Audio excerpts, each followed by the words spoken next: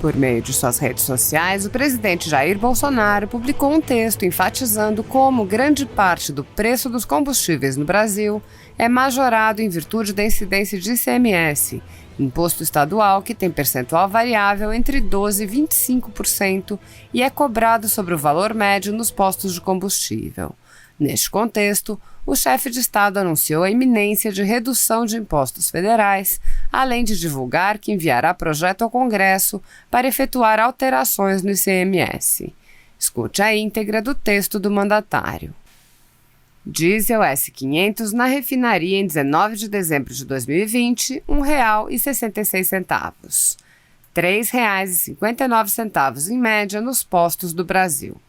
O alto preço dos combustíveis, geralmente o único responsabilizado é o presidente da República. Contudo, no caso do diesel S500, o imposto federal a título de PIS/COFINS é de 33 centavos o litro. A CID, outro imposto federal, foi zerada por nós. A distribuição, caminhões-tanques e margem de lucro, postos, corresponde a 51 centavos do preço final. Já o ICMS, imposto estadual, tem um percentual variável entre 12% e 25% cobrado no valor médio nas bombas, nos postos e em média 50 centavos o litro. Pela obrigação de se acrescentar biodiesel, o litro é majorado em 59 centavos. Desejamos, via projeto de lei a ser enviado ao Congresso, que o ICMS venha a ser um percentual a ser aplicado no valor do diesel nas refinarias ou um valor fixo em cada litro de combustível, percentual esse ou valor fixo a ser decidido pelas respectivas Assembleias Legislativas com o intuito de se evitar a bitributação. O consumidor tem o direito de saber quanto ele paga de impostos à União e aos Estados, bem como quanto lucram os postos e as distribuidoras.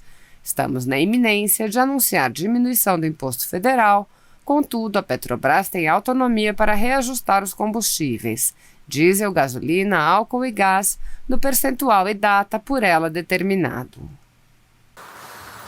O prazo que o presidente dá é sempre anteontem. Então, no bom sentido, o presidente tem urgência em resolver esses problemas. Nós queremos justamente fazer, dentro dessa filosofia de desoneração gradual do povo brasileiro, pensar Tiradentes fez a revolução, né, o nosso herói nacional, quando os impostos chegaram ao quinto dos infernos, 20% do PIB. 20% do PIB. Nos últimos 40 anos, nós subimos de 18% do PIB para 36% do PIB. Então, o Brasil se tornou um país, um ambiente de negócio difícil, onde há uma certa hostilidade do setor público contra a atividade de empreendimento privado. E, então, a nossa ideia de ir reduzindo e simplificando impostos é a orientação do presidente para anteontem.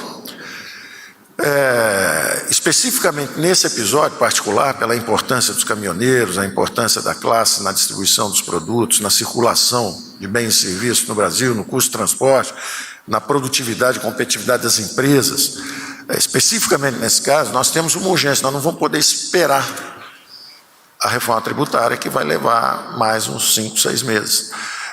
Nós vamos ter que atacar diretamente o problema dentro dessa ideia de compensação.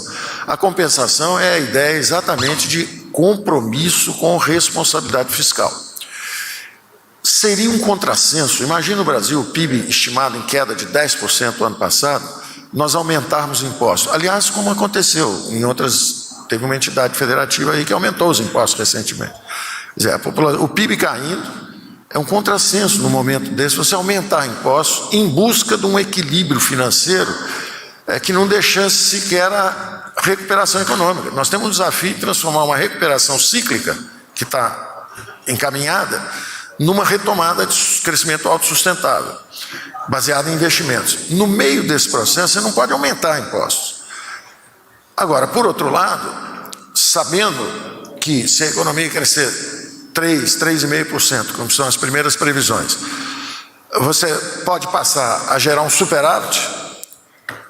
No primeiro ano de governo, 2019, nós reduzimos o déficit primário de 1,9% para 0,9%. Nós poderíamos ter zerado o déficit, mas nós preferimos investir na parceria com o Congresso. Fizemos a sessão onerosa em parceria com o ministro Bento, e dividimos os ganhos com governadores e prefeitos, porque nós sabíamos das dificuldades também nas finanças nos outros entes federativos. Então, nós poderíamos ter reduzido dramaticamente o déficit para zero, logo no primeiro ano, mas preferimos reduzir um pouco mais devagar, esperando também essa retomada do crescimento. Economia crescendo esse ano, a arrecadação deve subir bastante. Esses parâmetros vão mostrar que a gente possivelmente pode ir para um superávit primário. Então, da mesma forma, eu não digo que esse ano vai acontecer isso, mas com a recuperação econômica, isso é uma possibilidade ali à frente. Então, nós podemos usar esse aumento de arrecadação para aliviar um setor crítico como esse. Então, essa é a ideia. Então, você fala, quando é que nós vamos fazer isso? Não vai dar para esperar a reforma tributária. Nós vamos rever os parâmetros de crescimento desse ano. Se tiver um aumento substancial, nós podemos então atuar, de repente, em uma semana ou duas nessa direção. Esses são os estudos que estão sendo conduzidos.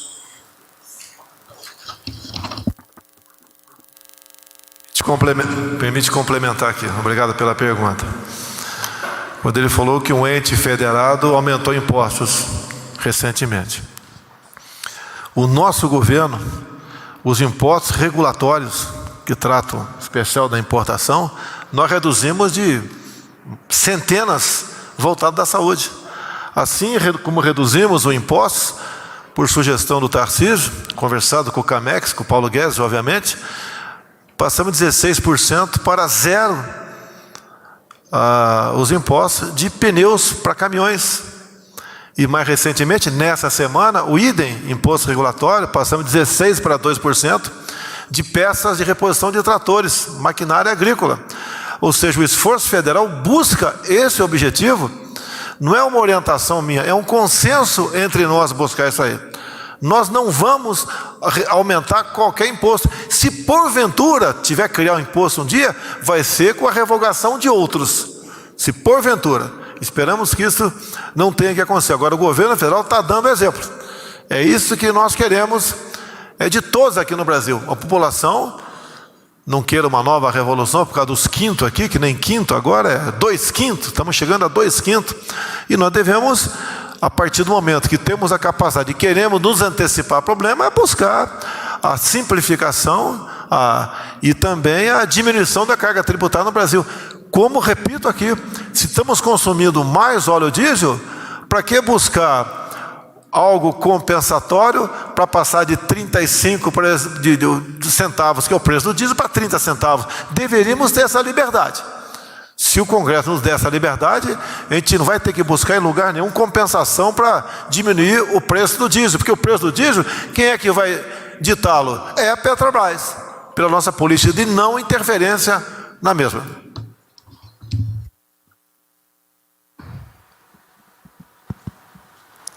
Oi. Para a próxima pergunta, convidamos o jornalista Murilo Fagundes, do Poder 360. Bom dia a todos. Presidente, o senhor vem defendendo desde o ano passado, a cobrança do ICMS na refinaria. Eu queria saber qual que foi a motivação para enviar agora e se o senhor acha que a receptividade desse projeto vai ser boa no Congresso. E se o senhor já falou com os novos presidentes da Câmara e do Senado sobre essa proposta. Obrigado. Pelo fim, não conversei com eles. Nós não estamos interferindo em nada. Se um Estado está arrecadando X por litro de combustível, usando uma metodologia, ele vai arrecadar com a nossa proposta o menos X por outra metodologia. Agora o que acontece? No momento, voz corrente é a voz do povo. Nós temos que ser leais à população. Eles nos dizem o tempo todo. Quando nós reduzimos, e várias reduções tivemos ao longo de 2 anos, no preço de combustível na refinaria, ou não chegava, ou chegava tardiamente na bolsa, no posto. Ou então, quando você aumentava aqui, rapidamente era aumentado na bomba. Então, essa previsibilidade que nós queremos ter. E nós mandando para o parlamento essa proposta, posso conversar antes? Sim, vai fazer parte de uma política nossa, isso aí. Quem vai decidir vai ser o parlamento brasileiro. Eu acredito que não estamos trocando 6 por meia dúzia, essa questão. Mas estamos dando a previsibilidade.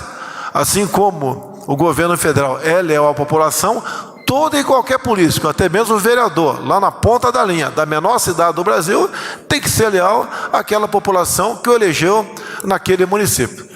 Então, eu acredito que, não conversei ainda, repito para vocês, vou conversar, mas acredito que a proposta deva ter um sinal verde para que o parlamento possa debatê-la, aperfeiçoá-la e, quem sabe, até ter uma ideia melhor para esse problema.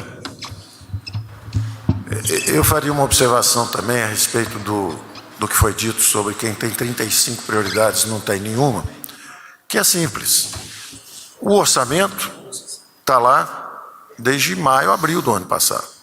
O Pacto Federativo está no Congresso desde dezembro de 2019.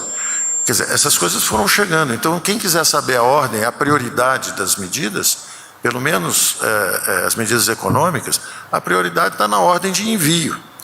E os envios foram sempre em busca de controle de despesas. Primeiro foi a previdenciária, que era uma despesa de 700 bilhões crescendo, 30, 40 bilhões todo ano, fizemos a reforma previdenciária. Logo depois, derrubamos juros. Os juros caíram de 360 para 260, caíram 100 bilhões de reais por ano, 2019 e 2020. Justamente porque nós nos comprometemos com a reforma do Estado, as privatizações, a desalavancagem dos bancos públicos. Depois, a terceira maior despesa era a reforma administrativa. Também está lá desde meados do ano passado.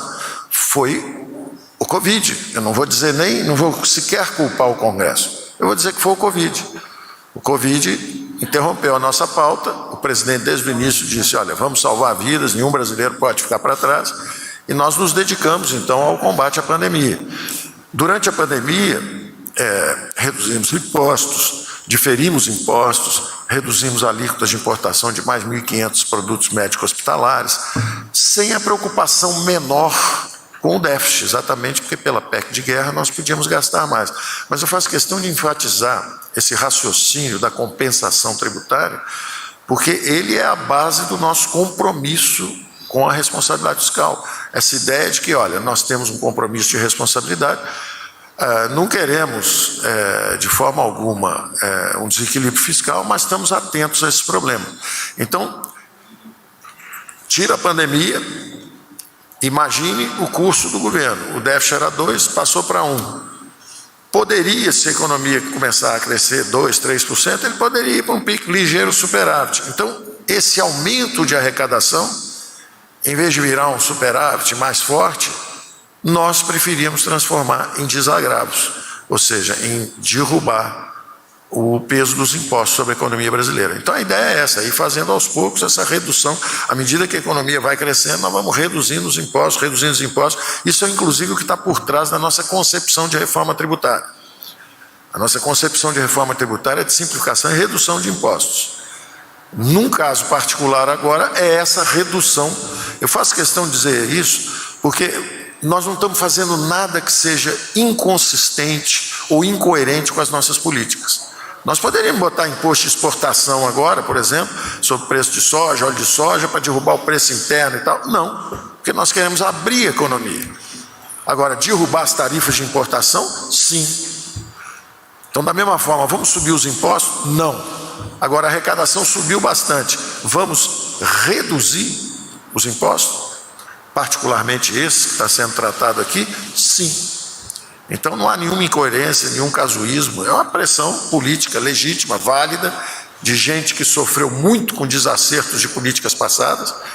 O Brasil tem 5 vezes mais transporte nesse modal por metro cúbico que os demais países, por excessos e equívocos de governos passados, que deixaram a conta pesada para ser paga agora. E nós estamos tentando ajudá-los, porque são guerreiros, são valentes, ajudaram o Brasil. E esse aumento de arrecadação, então, pode ser compensado com uma desoneração para eles. Da mesma forma que para reduzir um imposto você teria que aumentar o outro, se aumentar a arrecadação, nós queremos reduzir algum imposto em outro lugar. Sempre pensando na trajetória de ajuste gradual que nós estamos seguindo. Para a próxima pergunta, a gente convida o jornalista Guilherme Mazui, do portal G1.